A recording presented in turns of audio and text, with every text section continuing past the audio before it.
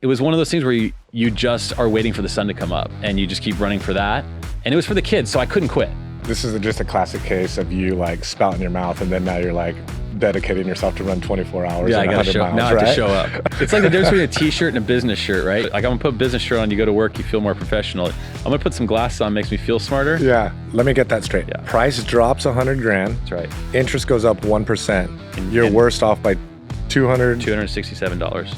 So you look and you're like, I can't wait to see this dude put on a tri kit and like get on a road bike and climb up that mountain 3 times.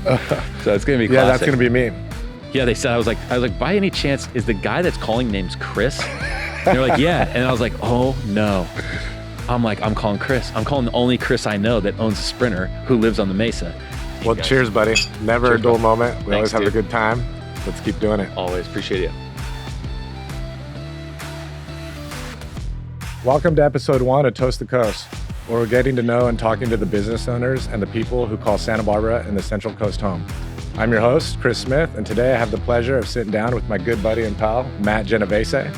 Matt is a family man, a mortgage broker, triathlete, Ironman, golfer, mountain biker, pretty much just an all-around outdoorsman and adventure seeker, but most of all, just a super cool guy. So what's going on, Matt? How was that intro? That was legit. That was awesome. Is that you? I could never do that well, and that is definitely not me. Adventure seeker for sure. Ironman, yes. Yeah, I'm a dad and a husband and all that good stuff. But you made me sound way cooler. It just sounds cooler the way you rattled it off. Right. Absolutely. Well, thanks for sitting down with me. I mean, you and I have been dialoguing this now for at least 6 months, and it's just really cool to be sitting here watching this come to life and sitting here for the first episode. So I'm super excited to get into it. The show is called Toast the Coast, where we're going to be highlighting businesses and people in Santa Barbara. So with that said, I see you brought some drinks here. What are we drinking? I did. So we got a little tequila. Actually, this is from a client, and a young lady who you work with gave me the tequila. Oh, wow. This is a shout out to Jessica Medina. All right. This is her tequila. This is a thank you gift. She had a deal. She bought her first house. It was a big deal for me because she's such a wonderful person. And it's, I think, a 3rd or 4th generation purchase for her.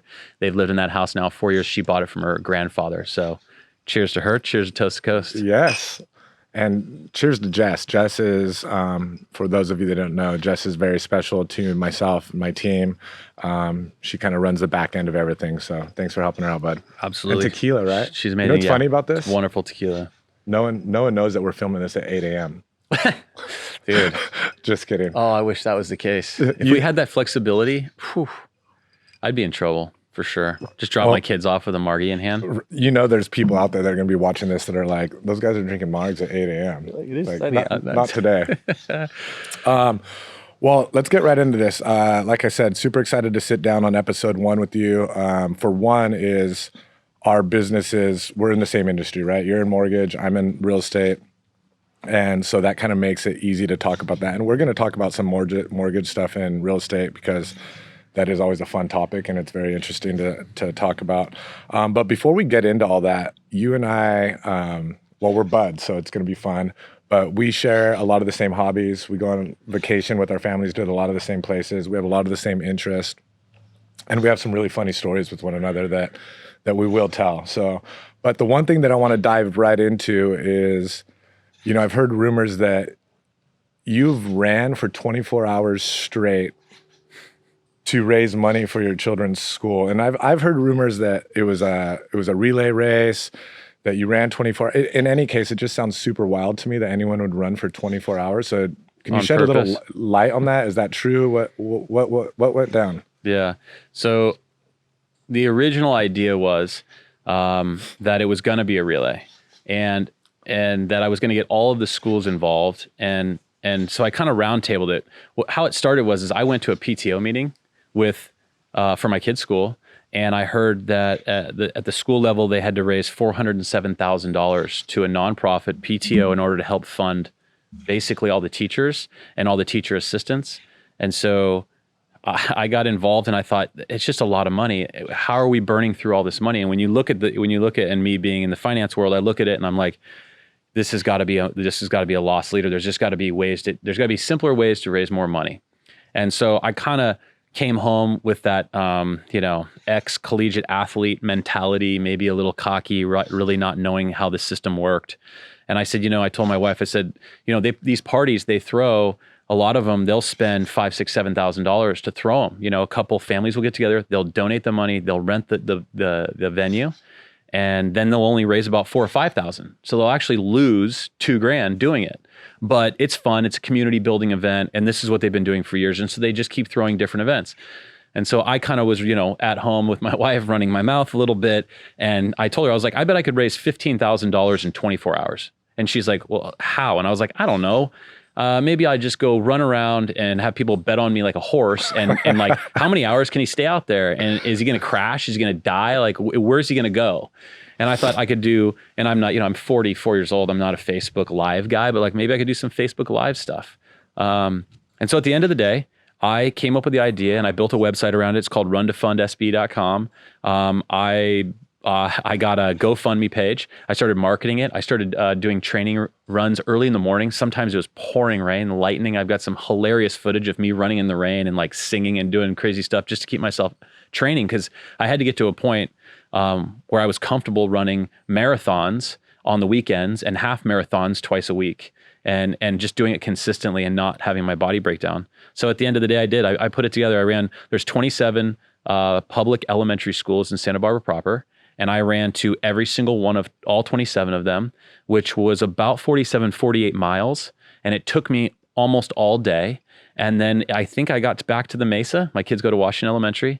And I got back to the Mesa right around dinner time, had some pizza, drank some bone broth, had some coffee. And I started doing death laps, basically down shoreline, up by the community college, back over on Cliff and back down shoreline. And I would go one way or one direction until I get bored, and I go back the other way. And I had a great time. I had an old triathlon coach who trained me to do the Ironman. I did Canadian Ironman. My wife did Arizona Ironman. And he was out, he rode his bike with me. Actually, I think the only thing worse than running 24 hours is riding a bicycle for 24 hours, because that poor guy couldn't walk for like a solid week. But at the end of the day, I just, it was one of those things where you just are waiting for the sun to come up and you just keep running for that. And it was for the kids, so I couldn't quit. Like, it didn't matter. Like, broken foot, I just I'll crawl in if I had to. It was amazing, man. It was just something I always wanted to do. I didn't hit my goal mileage-wise, which was really kind of a bummer. So what was the mileage goal? My mileage goal was to do over 100 miles. Got it. But when you get caught up, the local TV, kind of KUIT or whatever, got involved. The Palm? Yeah, dude. The Palm actually got called. I tried to call the Palm to have them come out, but it wasn't. It was the San Luis Obispo-based one, moreover, like Channel 6 that leads into the Today Show. Yeah. They came out, and for whatever reason, and kind of were keen on the story. And so I ended up doing a couple like interviews in the night, and then I did one in the morning. And so I probably wasted an hour and a half doing that. And, in an hour and a half, maybe I can run another 10, 15 miles. I would have gotten real close to the 100, but I only ended up at 87, which is kind of bummer. This is so wild to me. So much to unpack. So one is, this is just a classic case of you like spouting your mouth, and then now you're like dedicating yourself to run 24 hours. Yeah, I got to show. Now I have to show up, which is part of it for the kids. Yeah, you kind of have to say it out there, so that way you hold yourself accountable that way. Sure. So, what did you end up raising? And with that, were people betting on the mileage or the time or both or how? Because I missed out on the whole thing. I would have been betting and following you around. So I had people betting all on time. Some people said I'd go 8 hours. Some people I'd go 15. And then I knew these people because I saw them throwing their little money up on GoFundMe, but they were texting me and they were like, hey, I'll throw, basically $50 an hour out there or $10 an hour. And I had a couple buddies who were going to throw some real money out there. And so because they knew the goal was to get to 15,000. And so it was all hourly based, and I ended up raising just shy, I think a couple $100 shy of $15,000. And so of course, me being, not wanting to not hit my goal, I donated whatever the balance was, 280 or something like that, in order to hit the $15,000 mark. And then the money went to the PTO, which was cool. That's awesome. So obviously you've done a triathlon or a few of them, and you've done an Ironman once. One Ironman, yeah. One Ironman. So you have a background in training and endurance, being an endurance athlete that I'm assuming helped you into this role, right? But when was the last triathlon or Ironman or any of sprint triathlon, anything that you did prior to getting off the couch and running these 24 hours? So I did an Ironman about little over a year before I did this. And it started out to where I wanted to do it quickly, because when you come off an Ironman, you come off of these massive base, like this huge build where you just feel like no matter what anybody says, they're like, hey, dude, you want to go do a half Ironman in Hawaii? Yes. Do you want to go do an adventure race, a 3 or 4 day adventure race, like, hood to coast? Yes. I am in a position where it's like, I'm adventure. I was like the definition of adventure fit, whatever that is. I felt like I had exhausted that. Like I could do anything, anytime. You want to go ride motorcycles for 8.5, 9 hours? Totally. Like, I don't know if my butt can take it, but endurance wise, won't get tired. I won't be dehydrated. Like, I'll be totally fine. So my wife and I probably did, I think we did our 77 or 78th triathlon. Oh, wow. Going into the Ironman. And so I had done 5 or 6 half Ironman, a ton of sprints. I love the short distance stuff because it's hard, fast, you're done. You can still enjoy your weekend and spend time with your family. Once you get into longer distances, it really takes away from all that. So when our kids got older, we kind of backed off of it. Now we're basically dormant. In fact, this weekend, it's funny we're shooting this now. This weekend, we haven't done Santa Barbara Long Course Triathlon. There's an epic triathlon here in Santa Barbara.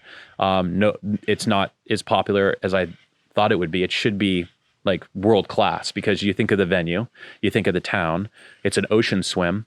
You got unlimited cycling around here. It's hilly, which makes it difficult. And you got unlimited running. You could go trails, you could go road, you could do anything. And they do this amazing thing called a long course, which is not quite the half Ironman, just below it, but with the hilly 34-mile bike ride and a decently gradual hilly run. You just go from East Beach up to the top of the mesa, over towards Douglas and back, Douglas Preserve and back. It's the best. And we haven't done it. We're doing it for the first time. My wife and I are both doing it on Saturday. I am going to suffer. It is going to be terrible. I haven't run hardly. I don't think I've run more than 4 or 5 miles, but it's not about that. It's just about like drawing a line in the sand and then just, crossing it. Well, I'm sure this delicious tequila we're drinking is going to help. Aid for sure. Yeah, maybe after. So that's cool. So your wife is doing these with you. You guys have 2 beautiful children, Hudson and Harper. So has this become like a family thing? Were the kids old enough before you guys kind of put it up on the shelf, and then were they watching you guys do these things and be active? And are they a part of this active lifestyle? Yeah, they're all over it. When we did Ironman Canada, my wife actually did Ironman Canada, but she ended up getting dehydrated, ended up in the medical tent, and they had to put her on an IV because it was 97 degrees, which is super rare in Whistler, Canada. Our little kids were there. Harper was 4, Hudson was 6. And they ran the kids race. They do a kids race, which is like a 1-mile loop. And that kind of set off a little bit of a trigger because they saw us doing it. Hudson's now done 3 sprint triathlons, and Harper's done 2. Actually, Harper and Hudson have both done 3. She wasn't going to do it she was crying. And so when you say sprint triathlons, those are the same sprint triathlons that the adults do. These aren't like are these kids? No, they're kids. They're kids. Yeah. So what's the distance on those? They'll do like a 200-meter swim. They'll do a 2 or 3 mile bike ride, and then they'll do like a 1-mile run. So they're that's legit. For an 8-year-old? Yeah. Yeah. My daughter's 8 years old this year up in the Tahoe area in Truckee. She won the overall kids race for her age group, boys and girls. And if you looked at her time, she almost beat her brother. Like, she was just a maniac. So yeah, there's just some kids that are good at all. They're better than average at all 3. Right? There's kids that can swim, but they can't run. There's kids that can bike, but they can't swim. So it's an interesting sport, and it's not one that I'm not an endurance athlete. I grew up playing baseball. I grew up playing golf and football. I'm not an endurance athlete. So that's what I was going to get to. So this wasn't, your family, you come from an athletic family, clearly, but this wasn't something that like your dad or your mom or your parents were doing, or did you have a brother that was doing this? Did you just kind of one day go, that looks cool, I'm going to try it, and then it became this family? No, it was great. I have my youngest brother. So I have 3 brothers and a sister. Uh-huh. My youngest brother was on the triathlon team at Cal Poly before he went into pre-med and then dropped it. But when he was training, he called me, and I was living in San Diego, California at the time. And I was doing actually fight nights, gold glove boxing stuff and lifting weights. I was like, I'm in the best shape of my life. And I was kind of a meathead. Yeah. And he laughed at me, and he's like, dude, you need, if you think you're in good shape and like cardio wise, come out and do a triathlon. And so we did the Encinitas Triathlon. He kind of told me that's what's up. And then I was hooked, done. I did 9 to 10 a year because in San Diego, they have one every weekend within a 15 to 30 minute drive. So they're just all up and down the coast. It's a totally competitive outlet. Took me probably through like my late 20s into now. I mean, I'm mid 40s. I love it. It's fun. I've never done anything like that, and I've trained off and on my whole life, same as you. You know, was the bigger meathead guy back in the early days, and then through somewhat of endurance and high intensity training, I feel like I'm in the best shape now, which I'm just turned 42, and it's just a whole nother type of training, and it opens up to a whole nother world, and especially once you get over 40, it's you know, I think it's the only way to train. Yeah, it's a lot of vertical, which is good and bad, but if you just stay like, it just builds a base. You can do anything off of it. Yeah. It's cool. Well, that's super cool that it has become like a family thing for you guys. And when you were doing this, though, you lived down in San Diego, right? And now you're here with the family in Santa Barbara. And what better place to live to be an outdoors enthusiast, right? I mean, we have the Channel Islands. We have the Los Padres National Forest Mountains. I mean, we have it all here. So, I mean, this place is amazing. Do you guys travel back down south? Do you guys train here? Do the kids like training, or are they just kind of young enough to where they just like, this is what we do? Yeah, they just kind of, this is what we do. We'll do some Wednesday night, down at Shoreline type with night moves type deals. My wife's kind of a drill sergeant when it comes to the training side of things. It's actually one of the reasons why I married her, because every time I wake up, she looks at me and she goes, okay, so what are you going to do for exercise today? And I was like, well, I was thinking about taking the day off. And she's like, no, you're not taking the day off. So what are you going to do? You're going to swim? You're going to, whatever you got to do this morning, because I get the kids in the afternoon. And so now with school and stuff, it's a little easier. I take mornings. She takes afternoons. She works from home full time.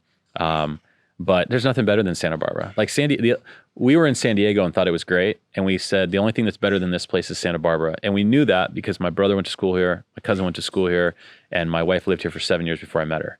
And I said, my little boy had just turned 1. And I said, if we're going to go, let's go. We can always fail and come back. Like North County, San Diego is not a bad place to have as a default.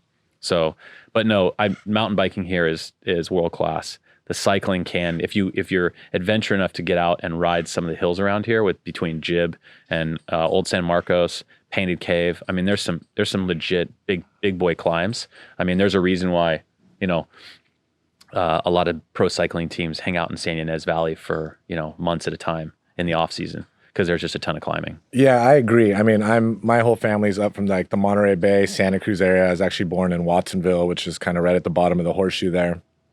And what a beautiful place to grow up and be from. But Santa Barbara is just it's a special place. And as far as like sports and athletics go, especially like cycling, as you know, I'm into motocross and motorcycles and dual sport and all that stuff. It's just the mecca, and a lot of people don't know about it. I mean, if you're in the industry, you figure it out and you kind of know that this is a good training ground. But we have some of the best like motocross guys that come out of here from all the beautiful ranches we have in the valley, and really throughout the whole Central Coast, right? And like you said, cycling. We got the Channel Islands. I mean, it's just really a mecca for outdoor living and activity, and the weather is perfect year round here. And we're a bubble. We don't have anyone next to us. So. And you said you were going to do a triathlon. Well, are you doing October? Really, you're putting this on video, huh? Yeah. Yeah. So you were telling me about the sprint triathlon, the Catalina sprint triathlon. It's awesome. And I'm like, I'm probably in good enough shape to go do that. Oh, easy. And then I started adding some swimming to my training program. I'm like, man, I better start swimming. And then I went and tried to do a run, and I'm like, I better start running. Yeah. Yeah. No, it's real. Are you doing it? Are we doing it? We should do it. We should do it. I definitely want to do it. So in triathlon, all the sprint races are on Sundays because the permits are cheaper, so they always go Sunday races. Catalina is a Saturday, so you have Sunday to come home, Saturday to enjoy the rest of the day. Yeah. It starts at like 9. Most races start at like 6 in the morning, so you can actually sleep in a little bit, get some breakfast, have a cup of coffee, hang out, do the race, and you're still done by Bloody Mary time. But what cracks me up is there's a lot of guys, and my brother was one of them. I have my middle brother. He's kind of a Neanderthal, bigger guy. Played basketball in college. It's more fun to watch guys that are used to dirt, like mountain bikes, motocross, get on a road bike, put on a pair of tri shorts. Backwards. Usually backwards. Yeah, exactly. But it's like, you sit there and you're like, this is going to be hilarious. Because the entire experience of just riding road bikes, I mean, argumentatively, is pretty strange. Most dudes legs are shaved like for a reason because they don't want to look like a girl. You know, it's like what's that movie? What was it? Teen Wolf, where he comes out in his hoop shorts. He's got hair coming out of everywhere. Nobody wants to be that guy, right? So you look and you're like, I can't wait to see this dude put on a tri kit and like get on a road bike and climb up that mountain 3 times. So it's gonna be classic. Yeah, that's gonna be me. It's gonna be great. I need an accountability partner because like I'm quietly in my mind training in case I go do it, but I haven't like in my mind fully 100% committed. Like I should be going running tomorrow morning before I train, and you know. But I got to send you a calendar. I got a breakdown. So every race, it's pretty cool. I've got if you're gonna do a sprint, or if you're gonna do a half, or you're gonna do a full, or anything in between, months before or weeks before the race, preferably months before the race, what your whole schedule is for the week. 20-minute swim, 30-minute run, next day 40-minute bike. And 40-minute bike could be Peloton. Yeah. 40-minute bike could be climb jib. I mean, look where we live. I'm not going to do the Peloton. Ever. No offense to all the Peloton folks out there. No. I think they're great. They have their purpose. But get on it if you have time. You got to take a call, but I'd rather just hit the open road. Only here in the winter when you have to work out super early and it's raining outside. Yeah. That's about it. But it's cool because it literally puts you in your motion. And then you can build in, you know, F45 cross training, like throw weights around and like, you know, not turn into a skinny endurance dork. Because that's what happens. Yeah, exactly. Well, I could talk about this all day, but I want to talk a little bit about Santa Barbara, and we kind of touched on it, that it's just a paradise to live here. And every day I'm so grateful for here. I wake up grateful. Of course, we all have our bad days and whatnot, but overall, I'm so thankful to live here. With that comes living here and the cost of living here. Yeah. And I know we have some other stories to get into. We definitely want to talk about our Sprinter van story. So Matt and I, we've shared a lot of the same vehicles, camper rigs, outdoor rigs. We both have Sprinter vans. So we have a hilarious story that we definitely need to break into before this interview is over today, about taking our families on a trip to Tahoe, but before that doing something in the vans. Funny, not funny, and expensive. But expensive. So as we're talking about expensive things, let's talk a little bit about living in Santa Barbara, and let's just touch a bit on business a bit. Okay. I'm going to let you talk a little bit about mortgage so I could drink some more of this tasty tequila. But done. I'm going to put on my smart glasses. Let's do that. And sorry to put you on the spot, but I figure this is what you do every day. So let's talk a little bit about where we're at today as far as, you know, I think the talk around mortgage and real estate right now is, you know, you listen to the headlines, right? And people got to remember, these are national headlines. You got to look into your local markets, for one.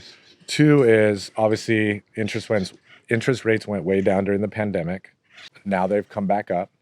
They're still incredibly good. We were all spoiled. Yeah. I remember 2018 and 2019 when interest rates hit 4.5%.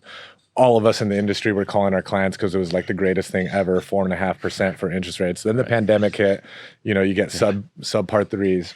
And now everyone's freaking out. We're at 4.5. We're over 5 right now, I assume. Yeah. So let's for most products, yeah. Let's just talk a little bit about that. And I'll let you kind of lead the way you want to go. You can talk about some products and talk about the difference in rate. And I'll even come back in and talk about the average cost of purchasing a home or condo in Santa Barbara. But where are we at with rates? And give us a little breakdown. So the most important thing I think to understand on rate stuff for clients, for real estate agents, but mainly for people who are proactively looking to buy right now, is that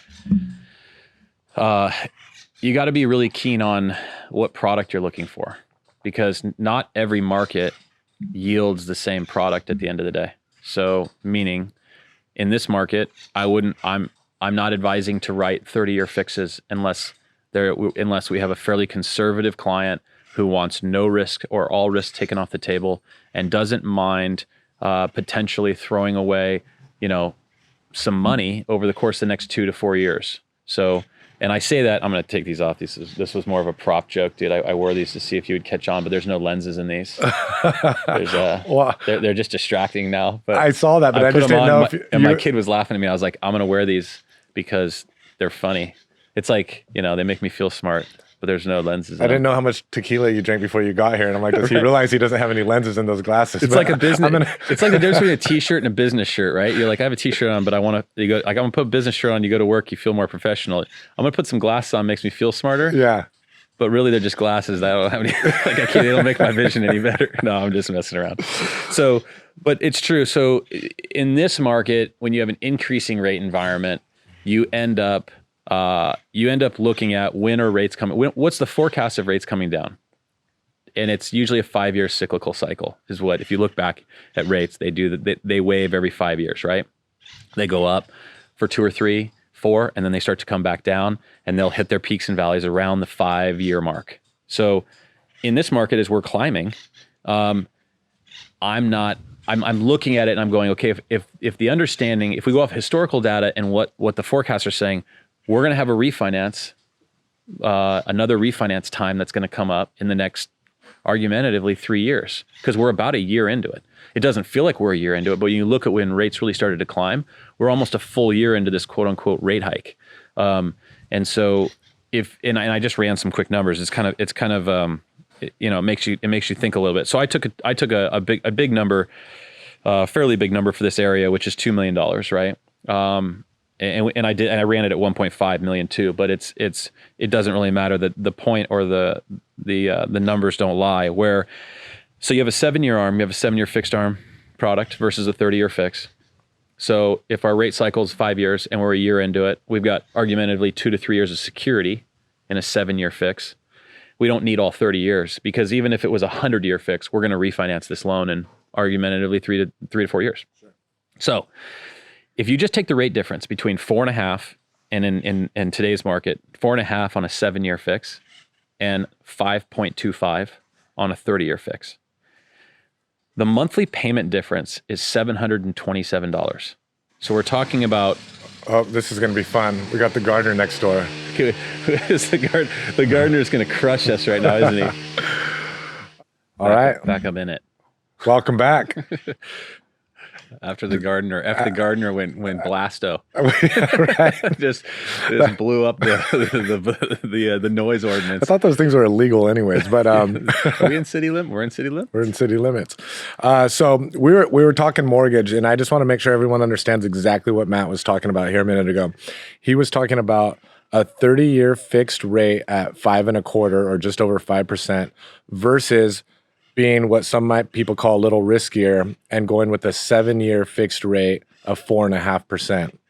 And he was talking that by going with the 7-year fixed rate, that it's usually a cycle, and you will see it. You will come across a time to refinance within 7 years. Well, the difference of that 7-year rate and that 30-year fixed rate is about $700, right? Yes. So you're going to save $700 a month for 2 to 3 years. Mm-hmm. And then if the rate comes back down to a 30-year fixed of 4.5 or 4, then you just refi right into it. And you've been saving that money the whole time. Is that the idea? Yeah, the idea is just to be cognizant of that and to understand that, find somebody at the end of the day who looks at rates and understands the market and isn't just quoting you a 30-year fix and trying to charge you X amount of dollars to give you a rate, but to really invest in your savings and what you're going to do. Because you're talking, I just ran it on a 4 years. So for a year into a 5-year cycle, we got 4 years left. I got security of 7 years in the ARM product. We're talking about $34,896. So we're talking about almost $35,000 in savings versus taking the 5.25 30-year fix, not having option to save that almost $35,000, and you're going to refinance in 4 years. Anyways. Most likely. Yeah. Most likely. So if you're buying a house and you're doing improvements, I can put $34,000 more into the kitchen. I know my wife would rather have a Wolf stove or like setup than I don't know, than whatever we've got in there now probably, but. Well, and I think one of the, I'm on the other side of things, right? So people go to you and they come to me, you tell them what they're approved for or what their options are, right, with the different loan products. And I think one of the problems that we're running into is it's not so much just the rate, but it's where prices have gone, right? So Absolutely. if you look at June to August last year to June to August this year, I just did a quick little stat run. We're up about 30 or about 25% price increase, and we're down 45% in transactions. So let me reiterate that. We're up 25% in price and we're down 45% transactions. So folks, we're not experiencing a crash in price, we're experiencing a crash in transactions. And I've been calling for this for a while now. And with that crash in transactions, there's still a lot of buyers out there and it's keeping those prices up, right? It's keeping the market competitive. I also see that rental rates are astronomical here in town. I mean, everywhere, but really here in town, they're really bad, right? So just because we don't have enough housing. And that's going to drive a lot of people to figure out how to get a down payment to move into the marketplace, right? So I'm not sure we're going to see a big drop in home pricing. So people really have to play that game with you on how do we get into something that we could afford. Maybe it's a 7-year product and then we refinance out of it, right? Because I don't believe that it's the interest rate that's causing a freeze. I believe it's the increase in home prices with the interest rate. Does that make sense? Yeah, like if you go back to 2020 or the beginning of the pandemic and you look at home prices, I think the median home price then was 1.6, let's call it. I don't know that for sure, but somewhere in there. And today, in the last 3 months, the median home price in Santa Barbara, and this is a scary number, is $2 million, just over $2 million. And before people go, oh my goodness, $2 million to buy a house in Santa Barbara. The one thing I do want to say is you got to be careful when you're looking at the numbers because a lot of our first time home buyers are being taken out of the market right now with the increase in interest rate. So a lot of our sales are in that mid to high market. So our median is going to be a little higher than some of the other homes that are on the market, right? Yeah. And I think we also have these like we always joke, we have microclimates with weather, but we also have microclimates with housing. I mean, the Mesa is a totally different place price-wise than the West Side. Which is just across the way. And it's literally sometimes across the street. Yeah. I mean, legitly on the other side of the hill towards State Street. And, argumentatively, it's more convenient for people to be closer to downtown State where most of their jobs are, or most of the stores are, and restaurants, all the amazing, theater life and everything that's here, art, all the art history places. I mean, everything that's on State Street. So if it's not the ocean, but yeah, it's interesting. Anyway, so I was looking at numbers today because I was trying to, I have a LO who was a newer LO in my office, and we were going over, he was looking to purchase a house a while ago, and he's like, and he's a mortgage advisor, he's a loan originator. He's lived here for a fair amount of years now, probably going on 15. So he's watched this market do what it's done. They own a home. They've got this actually a really nice condo just up on Mitchell Trena, so not too far from downtown. But they want more room. They're looking at a house, and he's like, I just don't know what's going to happen. And I posted something earlier today about how one of the like top economists said that he sees home prices, national average. So take that with a grain of salt here in Santa Barbara because we're a little bit different market, obviously. But he sees home prices increasing 5%. Single digits, 5%, but still going up between now and the end of 2023. So waiting to buy a house while we have rates kind of hiking up. And if the prices don't come down, then the question sometimes is, what are you waiting for, right? We hope that rates are going to come down, and we hope that inventory is going to go up, which will drive prices down a little bit. But we were looking at it, and we were looking at a price at $1.5 million, which is where he wants to buy. And I said, okay, well, let's wait till it goes down to $100,000. We got a $100,000 price drop. It's a lot of money, right? Yeah. It's a big drop. Probably pretty rare for Santa Barbara proper, right? So it goes down to 1.4. But we looked at the price, the per month mortgage payment difference at current market on a 30-year fix at 1.5 million. So again, 5.25%. Your mortgage payment is $6,644, which, to your point earlier, is basically what places are renting for these days. Correct. For a 3-2, 3-bed, 2-bath. If that price goes down to 1.4 and we wait a year, okay, and a rate goes up 1%, it goes to 6.25. If it goes up again, because they're claiming they're going to settle in Sure. in the sixes. If it does that, now your mortgage payment is $6,908. So let me get that straight. Yeah. Price drops $100,000. That's right. Interest goes up 1%. And You're worse off by $267.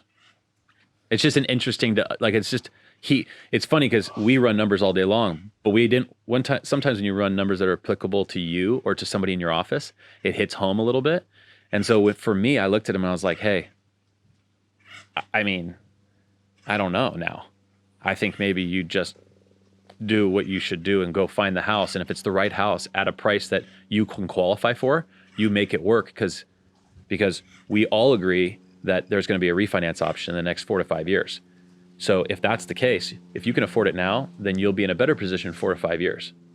And let's be honest, at the end of the day, most people are not buying $2 million, $5 million, $10 million homes. You're buying a monthly payment, right? That's what we're purchasing. Yeah, a lot of times that's what's important on when you wake up in the morning.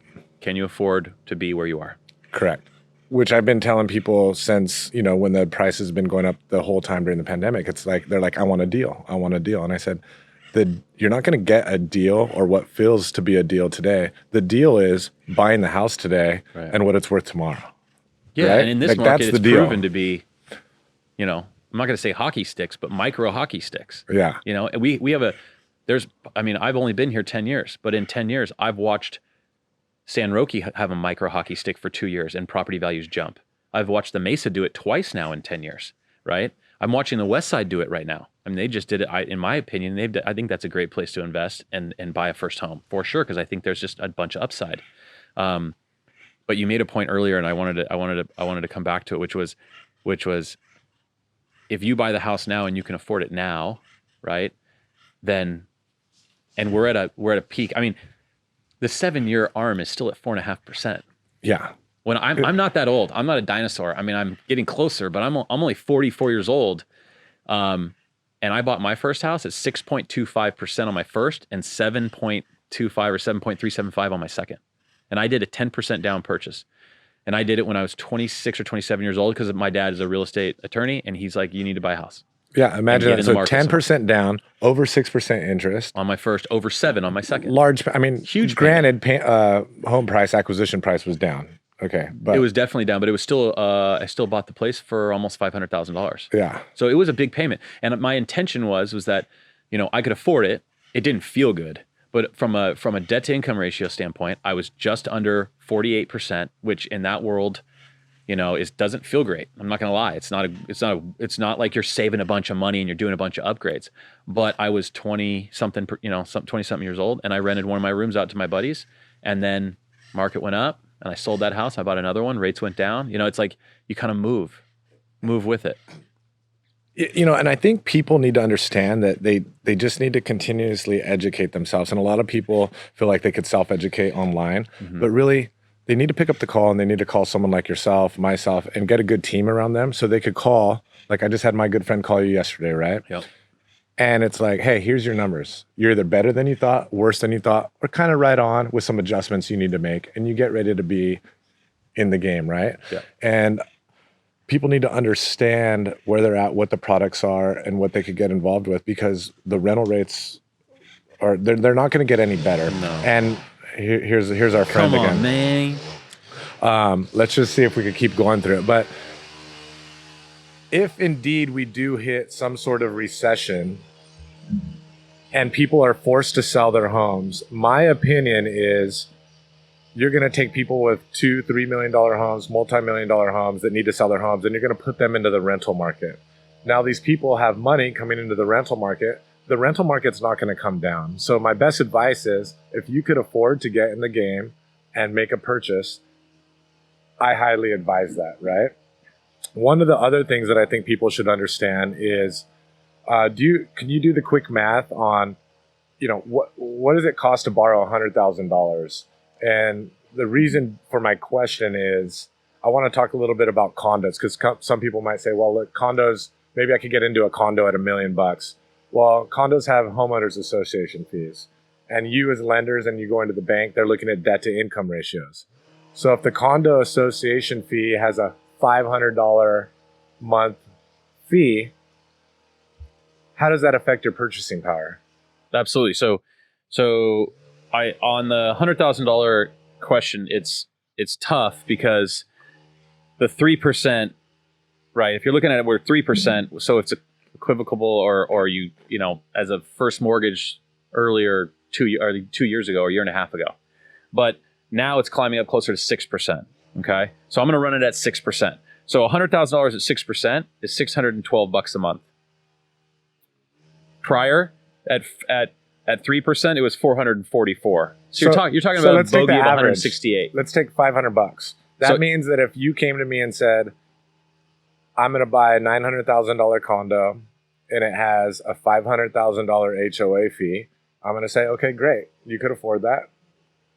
I talked to Matt. You could afford that, but you could also afford $1,000 single family home, or $1 million single family home, because that $500 in HOA fee is that other $100,000 towards your purchase price. So these are all the things that you got to pay attention to, and this is why I encourage everyone to go and talk to a professional, get on track, and get into the housing market. And we should probably do another episode on, you know, ways to get involved, house hacking, duplexes, triplexes. There's so many products. I know you were speaking about what a jumbo and a conventional loan is.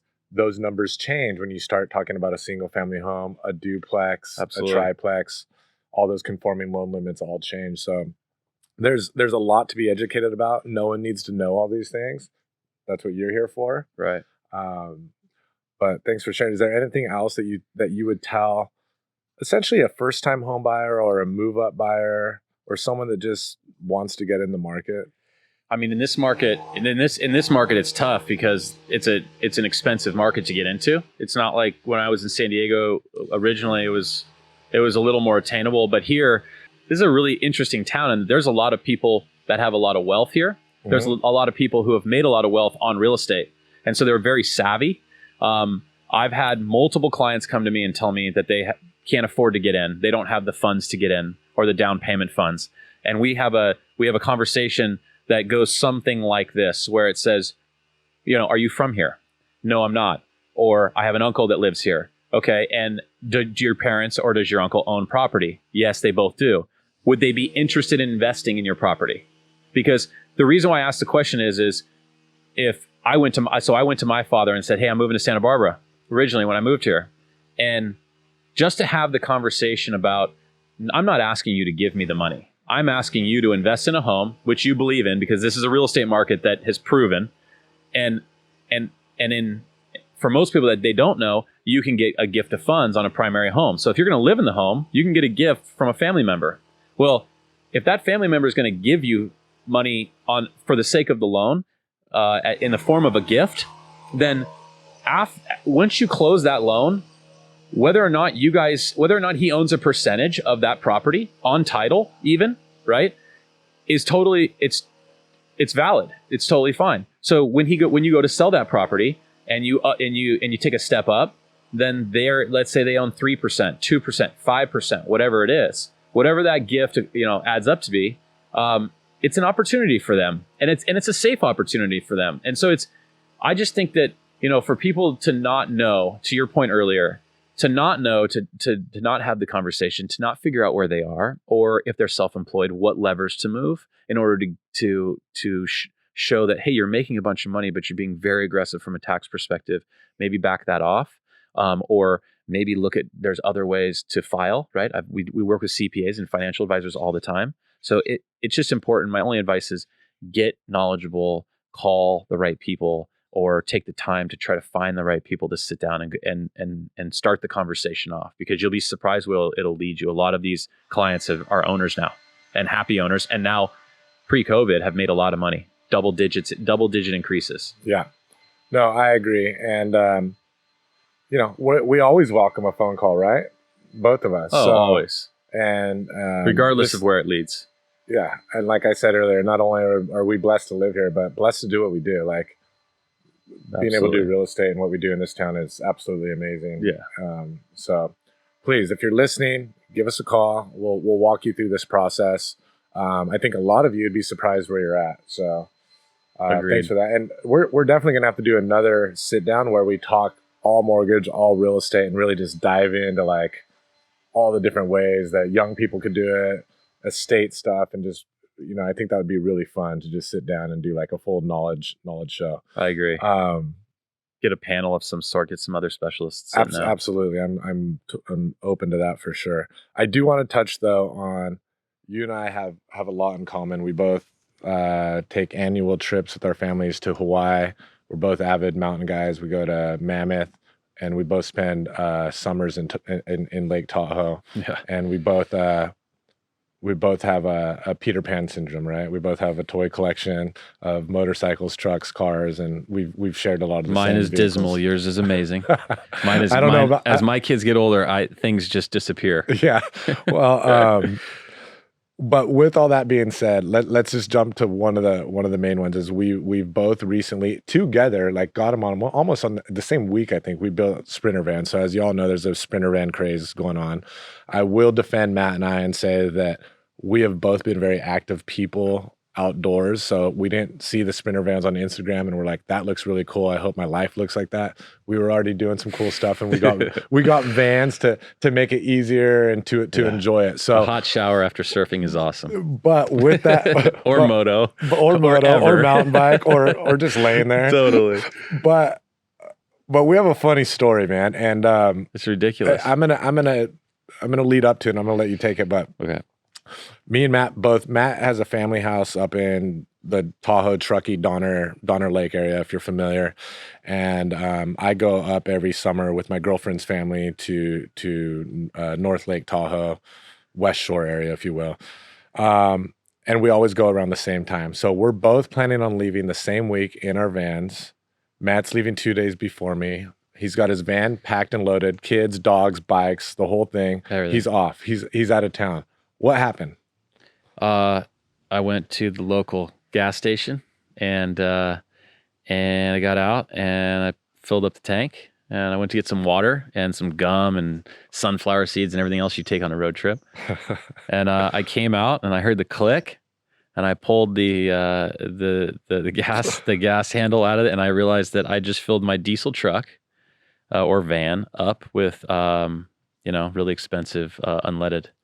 And so for all of you that know or don't know, when you mix gas in a diesel engine, it turns into chitty chitty bang bang, and it will blow up all kinds of things, which you should touch on because about an hour before I did this, you did the exact same thing at the exact same gas station, but you drove yours because you didn't notice that you did it, right? Where did you go? So here, or where did you drive to? I just want to you don't have enough enthusiasm behind that. I just want people to know what we did. I don't like to admit that stupidity is the problem. And we're doing it on video now. Okay, cool. But what we did is you probably have a better chance at winning the lotto than two guys that are friends going to the same gas station within the same hour, going on the same vacation, both filling their sprinter vans up with gasoline instead of diesel. Correct. Now I did mine right before you, and you didn't know that I did that. That's right. And I was not in a good headspace, dealing with a million different things. And I pulled the gas thing out, didn't realize, jumped in, speakerphone, took off driving, and it felt like the engine was going to hit the ground. And I quickly realized, oh my goodness, did I just put gas in my van? And pulled off the side of the road. Yep. Fast forward a couple hours, dealing with tow truck, basically a nightmare. I'm getting these calls from Mr. Matt Genovese, ring, ring, ring, and I'm like, man, I'm dealing with some stuff. Leave me alone. And he's texting me, please call me. And I call him. He's like, I've been calling every sprinter shop in town. They keep saying some other guy's calling around too. And I'm like, well, what'd you do, man? You won't believe what I did. I just filled my whole entire sprinter up with gas. And he's like, so did I. And I'm like, where? The Point Market on the Mesa. I'm like, so did I. Yeah. And meanwhile, I've got my buddy who went and got 7 brand new 5-gallon tanks, a siphon, as if I was going to siphon the gas out, right? Fill it up with diesel, because I still had the dog in the car and the kids in the car and bikes on the back. I was gone. I was headed to San Luis Obispo to spend the night with my mom and say hi to her so the grandkids so she could see her grandkids, and then head up to Tahoe. We were out of town. We were not going back to the house. Locked down. Everything's done. And when I called around first, when I called around, this is still just I so was crazy. like, at first I called Critter at the garage, who does the service on the, and he told me that you had already called him, and that he didn't tell me it was you. He just said some other guy called me, and he was frantic and upset too. And he was trying to he's like, dude, you have to drop your tank. You can't siphon it out. You have to drop the tank, pour the whole thing out. Have you started it? And I was like, yeah, I started it, but I only started it to move it like 20 feet. So I knew I was okay. He's like, well, the other guy drove his. And so he needs a full flush, valves, everything.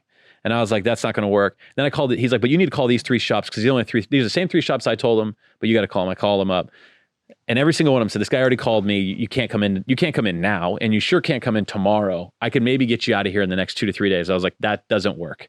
I am meeting a family and family friends at the place in Tahoe tomorrow. I have to be there tomorrow. And yeah, they said, I was like, by any chance, is the guy that's calling name's Chris? And they're like, yeah. And I was like, oh no. I'm like, I'm calling Chris. I'm calling the only Chris I know that owns a Sprinter who lives on the Mesa. Meanwhile, you're there. You had your deal with your tow truck driver. Yeah. Turns out that tow truck driver comes to get my van. Mind you, would not tow me. He would not tow you because but he towed you. He towed me because he actually got the order and thought that I was you, that I was you putting an order in again, calling back. Because apparently the Sprinter vans, you need RV towing because of the weight. Yeah. And he had to go get a different rig because he thought it was going to bend the arms. And then he towed me to where I needed to go that evening.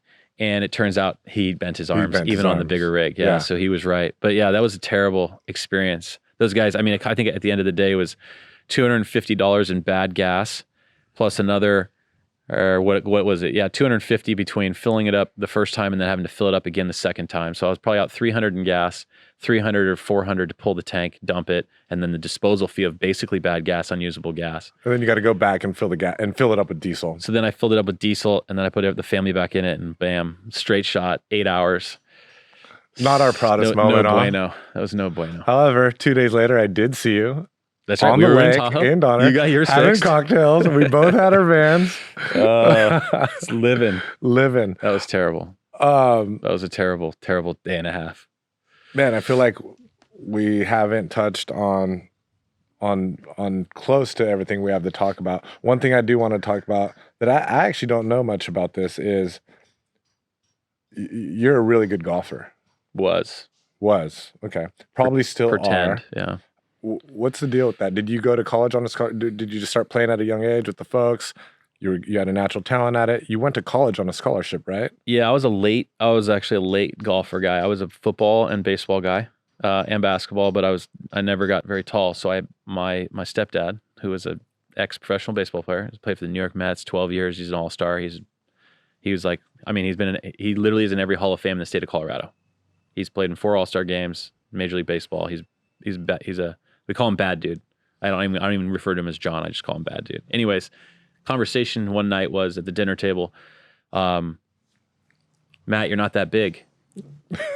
Thanks, man. You're not growing. You're a freshman in high school. You're 5'3", 155 pounds, and you're a good athlete, but you're not big enough to be a quarterback, and you're not good, and you're not going to be a middle linebacker anymore, and you're probably not going to play football and basketball. You're okay. It's your third sport. You should probably pick up something else. So the summer before my freshman year in high school, I was like, well, I'll try golf.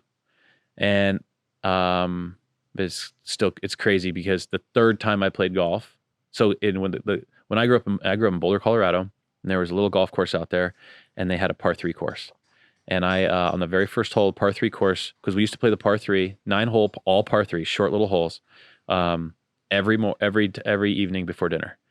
All summer. That's what we did. I was like, that was my commitment my goal was to make varsity high school golf. And I hadn't played up until, I played for fun, once a month, maybe once every couple months with my stepdad, because my mom was a good golfer and my stepdad plays, my dad plays.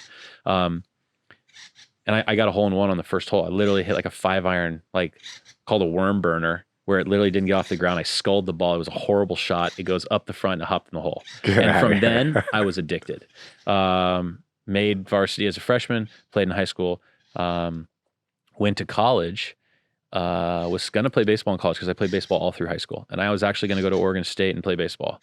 But for some reason, I just liked golf better. I was kind of burnt out of baseball.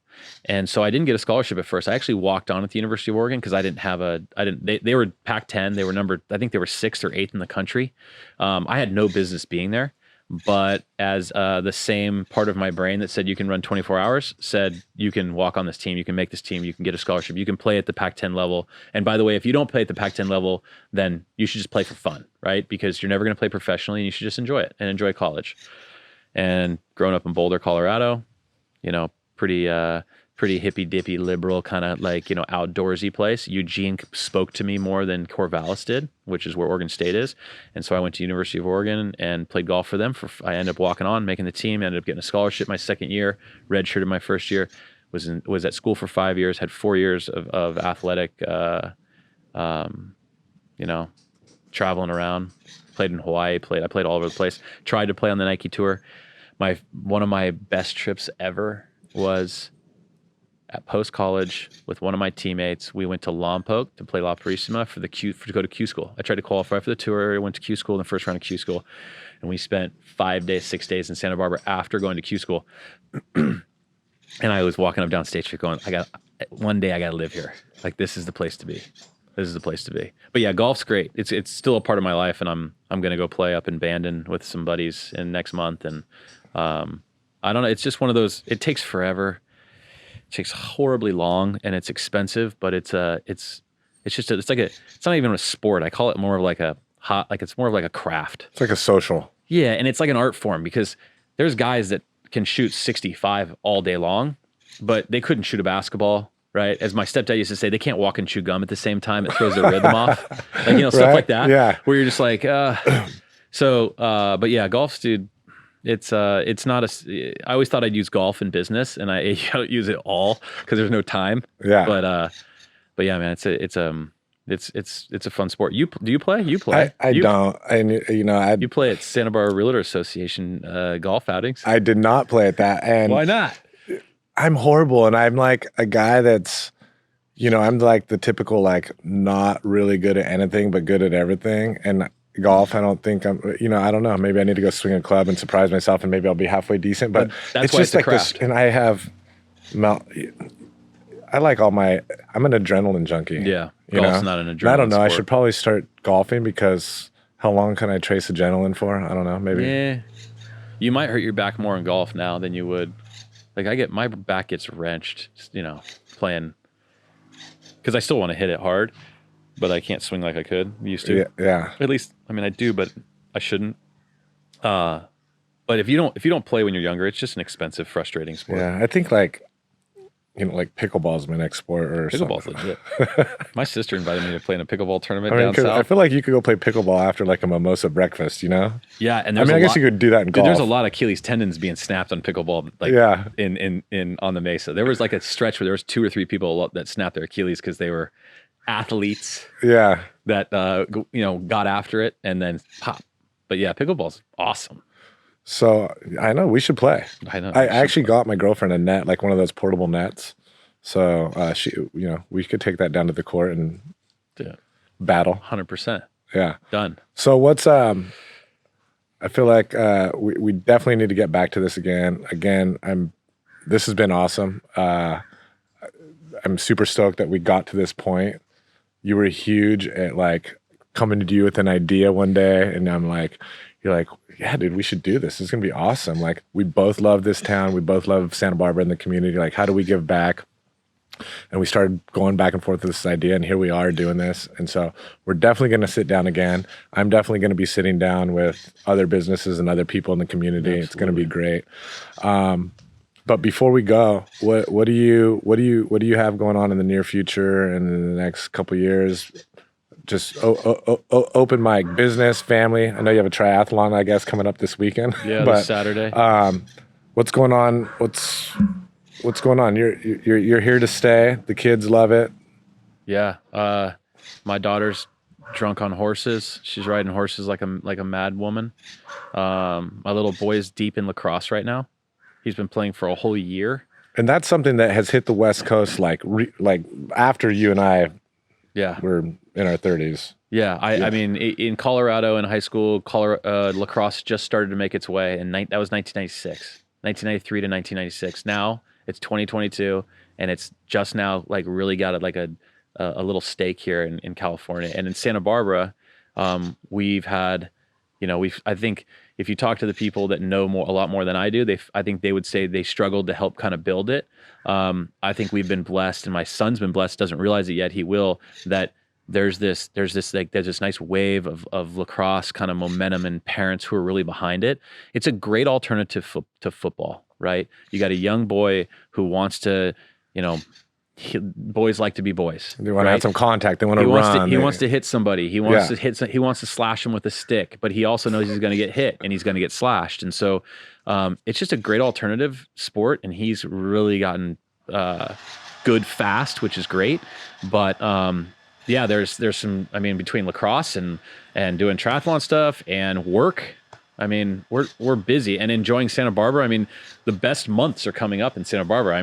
What is better when everybody goes away and back to school? And we are, the thing about people that you don't realize when you move here is this is a little bit of a vacation town. And so once everybody goes home and goes back to school and goes to their life schedules, you get your town back a little bit. So the best weather, the best waves are in October, right? We always get these like great swells in like October, November. The weather's still wonderful. And we're just in the middle at end of August. So we're coming up on some of the best times. So I agree. Just stoked to be here. I need to get in the water more. I got a new prone board. I've been out paddling with a couple buddies on the Wednesday mornings, and it's been fun. Well, we definitely should get in the water more. Yes. You need to hold me accountable for the Catalina sprint. Oh, I can't wait. So even if I don't get out there and I just start training for that, that'll be a win in my book. Nope, you're going. But we should do that. Yep. And let's get the vans out with diesel fuel and do some local camp trips with the girls and the family. Yeah, Operosa. We have an Operosa, and we got a sky park we got to do. Yeah. And I went on a motorcycle binge, so I got to find time to ride all the different dirt bikes. Yeah, you got a dirt bike problem. Yeah, I have a little problem. It's a good problem. Yeah. You're gonna have to get on an acoustic mountain bike. But this is pedal it. This is how I explain the problem though to people. I say, look, I love two wheels. I love doing gnarly hardcore single track riding. I love a bike to get around town just for the freedom of being around town. And then I'm recently getting into some like adventure biking, lightweight travel and whatnot. All three of those bikes, at the end of the day, they're not that much money relatively speaking. Where this is what I tell my girlfriend all the time. What if I was into sports cars? I think this works, ladies and gentlemen, by the way. I think she buys into this. No, but for real, look, I have a buddy, you know who he is. Yeah. He likes sports cars. They're 120 grand a piece. Yeah, that's a bigger problem. I have 3 dirt bikes. It's nothing. And they all fit. All the bikes fit in one parking spot. Yeah.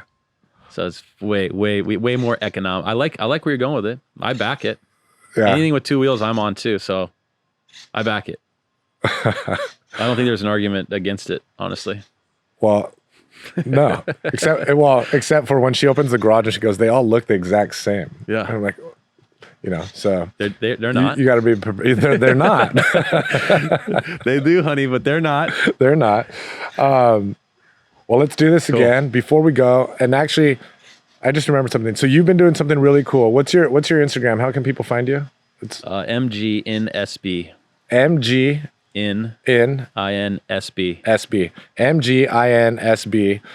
Go hit him up because I just noticed Matt started doing these Monday minutes or Monday. What are they? Monday minutes? Yeah, it's like a Monday morning, like little rate update. So that way people, whether they're in the industry or not, they can. And I'm trying to have fun with it. No, they're super cool. You've only done 2 or 3 now, but the most recent one, you have a new toy that I think is going to stay in your. Oh yeah, that's for sure. My kids, we bought a sound machine at some like tchotchke shop, and it's got like 30 different noises. I love on it. It's hilarious. Yeah, I wish you would have brought it today, but instead we had the gardener behind us. So mowing and blowing. Welcome to Santa Barbara, man. Awesome. But yeah, so Matt G NSB, go follow him. His Monday stuff is pretty good. I'm enjoying it, so keep that going. I'm gonna keep this going. We'll probably have to do some co-hosting. We're definitely going to have some more chats. Yeah. I'm down for all of it. This is fun. And then we'll get together and maybe we'll probably have to do a van one too. Yeah. I always get, do you get questions on your van? I get questions on my van all the time. I realized the van is the new classic car where you park it and people start peppering you and you're like, dude, I'm in a hurry. I got to go. Call me and I'll talk to you while I'm driving. Like, here's my number if you really have a bunch of real questions. I have, it's creepy a little bit. People want to come in the van. They want to like see stuff. My girl had a good because people hit me up all the time. Yeah. She's like, you need to get like a magnet or a sticker with like a QR code, put all the information on the QR code. And you're just like, hey, scan the QR code. Does she like, need a marketing job? Because I need a marketing person because I'm not good at it. She might need a marketing job. I'll let her know. That's a great idea. Right? QR code for the van. Because then it's like, who built it? What's in it? How much does it cost? How much does it cost? Yeah. The whole nine. How long did it take? Yeah. What did I do? What not to do to it? And then from a business perspective, if you still have questions, put your email here. Yeah, exactly. Oh, nah, that's cool. Well, should we drink some of the fine tequila that you have? Let's do it. And fade out here? Out. Yeah, this dog is going to eat this microphone. Look, we had the little pup come hang out with us. Hey, don't eat that. That's not a toy. By the way, the dog's name is Coco. Bunny. Coco, don't eat the fuzzy bunny. Family dog. Hey, Coco. Yeah, this is are you awesome. Gonna pour this? And this is from Jessica Medina. This is Jessica Medina's thank you gift for when we closed escrow. And these glasses, so just a little take on these glasses. This is cool. So I used to do some Navy SEAL Foundation stuff. We did an event down in San Diego. We did a really cool Navy SEAL Foundation event where we raised money for the Navy SEAL Foundation. I think we raised like $75,000 or something. We did at the polo fields down there. It was awesome. Anyways, we had for every fallen SEAL, killed in action or killed in training, we did a glass. We etched their name in a glass. It was $1,000 a glass. And so I will be drinking to Daniel Healy, who was killed in action on June of 2005. And who do you got? Louis Langlius, August 2011. Wow. So we'll be drinking extra these special tequila from a special person. And this, I didn't know about this. I definitely want to hear more about this foundation. This is amazing. I spent 4 or 5 years with this foundation. It's fantastic. A good friend of mine, Jeff Sanguinet, got me involved in it. And it's just, I mean, you're talking about the tip of the spear, the best in the world, the SEAL Ops team. Well, guys. Cheers, buddy. Never a dull moment. We always have a good time. Let's keep doing it. Always appreciate it. And I'll just say as we close out here, you can always find me at CLS Living or CLS Properties. So you can follow my career, follow my personal life. We try to have a good time and we try to stay busy and help as many families and people in our community as we can. And I do look forward to sitting down with some very interesting people in our community and bringing you all these fabulous people that you rub shoulders with, cross paths with, you go to their gyms, you go to their restaurants, you work with the mortgage people, and you get to hear their story, where they're from, how they got started, what they're doing. So hopefully you find value in the show and we'll keep it rolling. Thanks for watching.